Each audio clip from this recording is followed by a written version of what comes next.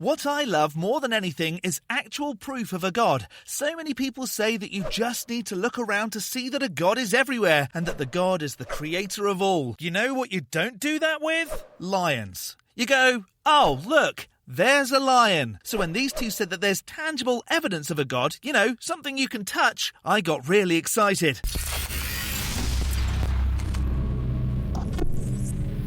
Hello, I'm the Skeptic, the British floating circle that watches people make extraordinary claims, and then I explain why I don't accept what they're saying in the hope that some other folks who also don't believe get some reassurance that they're not alone in their non-belief. Science is the way when it comes to demonstrating things, so when Eric Metaxas speaks to Melissa Cain Travis about scientific proof of a God, I was ready to finally be given all the evidence that atheists need to see a God, with one of the best arguments that theists have, the fine-tuning argument. Though before we hear how life was absolutely fine-tuned by a creator, if this isn't your first Skeptic video, hit the like, the subscribe and the bell, and more videos like this will fit perfectly in your subscriptions feed. And a super thanks to those that hit super thanks in some recent videos: District Driver, Godless Blessings, High Inquisitor, Piao Meow Noir, and District Driver again. Lisa the Rainbow Giraffe bestows leaves upon you all. More hen. This video was perfectly designed for you, so stick around to the end to get some proof of the magic man that made it all possible. You talk about the fine-tuned universe. When I do public speaking now about my new book, Atheists, I often ask the audience, how many people are familiar with the fine-tuned argument? Very few people. And these are intelligent people. At least they tell me they're intelligent, because I ask, are you intelligent? But they haven't heard of this. And I think, wow. So educated Christians have not heard about the fine-tuned argument, which is just tremendously compelling. So tell my audience, what is the fine-tuned argument? And give us some specifics if you would. Yeah, so the fine-tuning argument essentially says that there are parameters of the cosmos that are finely tuned within an infinitesimal, tiny, tiny range in order for life to have arisen anywhere in the universe. And then on top of that, there are things about planet Earth that have made our planet incredibly hospitable to the emergence and development of life. And then on top of that, we have this crazy, what some might call sheer coincidence, but we know better, that's such that things are so finely tuned cosmically and on our planet, and they just happen to coincide with the exact same conditions we need to be the case in order for scientific discovery to be possible. So it's this habitability, discoverability, coincidence that's so wonderful. So let me get this right. A God finally tuned a world so that scientists could one day look at stuff and confirm a God did this. Well, I have news for you, ma'am. Scientists aren't doing that. The ones that don't have a bias towards a God are just looking at natural reasons that there's stuff.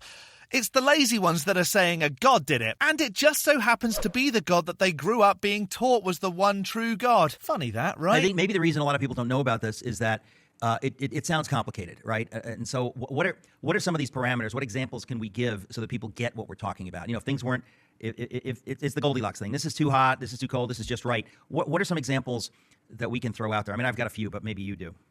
Well, from a cosmic perspective, from the cosmic level, we could point to things like the force of gravity. So the gravitational constant that tells us how strong or weak the gravitational force is. And it turns out that if it were modified in either direction, stronger or weaker, just a tiny, tiny, tiny amount, we could not even have chemistry in the universe. Actually, there's no way you could really know that. Just because that's what the constants are, it doesn't mean that if they were slight variations, that things wouldn't develop just slightly differently. And having a constant, whatever that really means, still doesn't prove a God. And one of the illustrations I like to use with my students is, imagine you had a cosmic tape measure. You went down to Home Depot, you got a big old tape measure, and you were able to stretch it across the entire observable universe, which is quite a long way. And imagine that one tick mark on your tape measure represented the known gravitational constant in the law of nature that we refer to as the force of gravity. Now imagine you moved that tick mark just 1 inch in either direction on your tape measure, and that would render the universe life prohibiting. So if you can just wrap your mind around the size of the observable universe compared to an inch on a tape measure. By the way, no one can. Those poor students. It also sounds pretty weak of a God that needs such specific conditions to make life possible. Like things have to be so specific for a magic man to make humans survive. If anything, that's more leaning towards no God. If the God was actually smart, it would broaden living conditions. You know about this. Right. You're using terms. People don't, they say, what does she mean, observable universe? So how big is the observable? We're talking about a tape measure. It's really, really, really, really, really long. How long is it? From here to the moon is 250,000 miles. So from here to the sun is 93 million miles. You're talking about something almost infinitely beyond that. Right. We're talking about trillions of light years. And for those that don't know what a light year is, it's how far you could travel if you were going at the speed of light for a year. All right, Miss Smug. Oh, look at that face. You could have just said almost 6 trillion miles. Okay, so but I'm saying even if it were just from here to the sun, let's say the tape measure is 93 million miles long. Who can imagine 1 million miles, right? I mean, it's just crazy stuff. It's 3,000 miles across the country. Now try to imagine 1 million miles. So because you can't fathom a distance, you think a god fine-tuned the universe for life. Now try to imagine millions and millions. So you have a tape measure that long, and you're saying you move 1 inch in either direction on that tape measure. We can't have chemistry. We can't have life. I wouldn't take everything she says as true. She thinks an undemonstrated god did it. Now, right. So you can't have gases compressing enough to give you anything resembling a star. And who wants that kind of a universe? It'd be pretty dark. Hang on. Didn't the god create the earth before the sun? I'm sure I read that somewhere. Oh, Genesis 1:11-13. It's all about plants and stuff, which need the sun to grow. And then Genesis 1:14-19 is about the formation of the sun and stars. Must have been pretty dark when doing all that, huh? Okay, so here's my question. Why aren't they teaching this? This is science. In like public schools and colleges. This is science. This is not Christian science. This is science. We know. Or am I missing something? Are there people that say this is not true? I don't think there really are people that we can take seriously that would say this is not true. They know this is true, but they don't teach it. Why? Does it just make them uncomfortable? Maybe they do teach the equations. They say, this is how you explain X, Y, and Z, but nothing so far has touched on the existence of a god. Is that what you mean? I guess I figure it hedges too closely to philosophy and religion, and so they just avoid it. But you're exactly right. The fine-tuning of the universe is not a controversial claim by any means. What's controversial is claiming that it points to a transcendent mind. Basically what I just said. We can only see the universe as it is and how we can best explain it. Adding in an extra step seems a bit of a waste of time, and different types of believers would surely just add in their own personal god step. Hindus would say Brahma, Muslims would say Allah, ancient Greeks would have said Zeus, the Vikings would have said Odin. Right. The only problem is that even though that's controversial, it's also true, which is a problem for people who don't like it to be true. Oh, wow. It's true because you asserted it. If that's the case, it's true that the universe was pooped into existence by the most obvious of all the cosmic deities, Lisa the Rainbow Giraffe, leave be upon her. It's just obviously true it was her because I said so. So they just call it controversial and ignore it. But if you stick your head in the sand, ultimately, at some point, really, that strategy can't work. So that's the fine-tuned universe. What about planet Earth? What are some things that are more tangible that people can say? Because when you talk, for example, about the gravitational force, most of us just go, like, I'm not sure what that even is, right? I mean, I know that in physics, there are 4 fundamental forces. They each have, a certain value, and that was set in stone a millionth of a second after the Big Bang. And the more you know, the more it makes sense, the more crazy it is. But what's something more tangible, like maybe the size of the Earth? Yeah, the distance of the Earth from the sun is in that Goldilocks region that you referred to. We're in just the right spot to have liquid water, which is essential for the emergence and flourishing of life. Hang on, we're not in just the right spot. That sweet spot is 75 million miles across, and given that the Earth's orbit is elliptical, it's never the exact same distance from the sun all the time. One of my favorite examples that is part of that great coincidence of discoverability and habitability is the existence of fire on our planet. It did not have to be the case that we are able to have controlled, hot fire that enables us to flourish technologically. And the things that are necessary for the kind of fire we have turn out to also be necessary for the existence of life. And one example of that would be the electromagnetic force constant. Another example would be precisely the kind of atmosphere we have on planet Earth. She jumps about all over the place more than me. Fire, electromagnetic fields, atmosphere. I'm not sure how learning to control fire proves fine-tuning. I'm not sure how the Earth's electromagnetic field protecting us from the bombardment of a gassy giant's constant attempt to death us with murder radiation proves that a god did it. I'm not sure why our specific atmosphere proves that a creator did some creating. It's a massive bunch of assertions that doesn't prove anything, love. And then another thing for fire specifically are the kinds of raw elements that we have. So we have these parameters that give us both life, specifically higher complex life, and fire that leads to technological advancement, which is necessary to do the natural sciences. And I think that's wonderful. Yeah, there's still zero evidence of a god here. You're just saying things and then adding a god into it. Even at this simple level, though, you can see how it could be difficult for people because it sounds, the more you get into it, which is why I want people to read and learn about this, is the more you get into it, the more you understand it. Understand what? You're not giving any reason for there to be a God. Central thesis of my book, Science in the Mind of the Maker, is something that I call the maker thesis. And this goes beyond the idea that science gives us evidence that points towards an intelligent creator. What I mean when I say the maker thesis is that when we look at diverse branches of the natural sciences, we actually see marks of rationality in all of these different areas of science. But in addition to that, and corresponding to it quite beautifully, is the fact that we have inquisitive, higher intelligent life on planet Earth whose rationality is attuned in just the right way to be able to detect the rationality in nature. Now, As well as rational science, we have inquisitive thinking. So being curious, but also needing to have answers, proves that there's a thinking agent that caused life. If anything, it just shows that we're constantly thinking about stuff, and some folks just reach lazier conclusions than others. I hate to break it to you, but that might make sense to you, and it might even make sense to me, but that's not easy what you just said, because I remember Hugh Ross, who introduced me to a lot of this stuff, when he was talking about this. I think it was on this program like 5 years ago or something. I remember thinking, like, that's a complex idea. So let's break this down. When you even talk about something like rationality, I think a lot of people go, like, what do you mean exactly by rationality? I think it's a deep philosophical issue, isn't it? Like when you're saying that if I look at the world of science, the idea that it is somehow understandable is itself so taken for granted. It seems so innate to me that it's hard for me to step outside and marvel at it. Does that make sense to you? No. I can't pretend to sound smart by saying things I think sound smart. I am but a floating circle with no brain, rational or otherwise. Yeah, it totally does. So back in the mid-20th century, a physicist by the name of Eugene Wigner wrote an essay that has since become quite famous. Now, it's important to understand that Wigner was not a theist in any sense of the word. We could probably best describe him as a happy agnostic. Agnosticism is not a stepping stone between theism and atheism. But he wrote this essay. It's freely available to read online. And the title of the essay is The Unreasonable Effectiveness of Mathematics in the Natural Sciences. And what he did was he explored something that Albert Einstein had remarked about repeatedly, but just had not elaborated on. And that was the mathematical comprehensibility of the universe. And Wigner, over just the course of maybe 4 pages of an essay, he talks about how crazy this is, how uncanny it is that the abstract world of mathematics would map onto nature in just the right way that we are able to use advanced mathematics to do things like theoretical physics and particle physics. Okay. I'm not sure that is the way it is. You don't come up with the equation before knowing what it's talking about. You look at what's being talked about and come up with the equation. What I was saying earlier, which is that